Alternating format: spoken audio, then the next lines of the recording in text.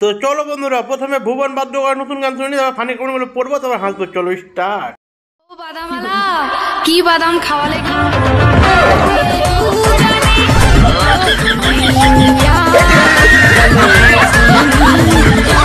Video দেখা হলো, চলো এবার কমেন্ট গুলো পড়ি আর হাসি।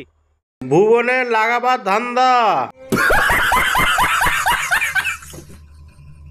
বাদাম আর কাঁচা নেই, পেকে গেছে।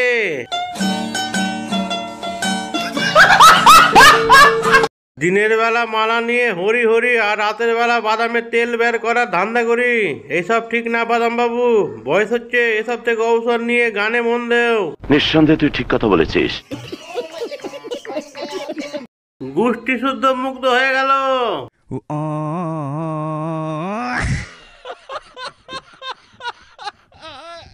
ভাইরাল হলেই যত সব ছেঁচড়ামু শুরু হয়ে যায়।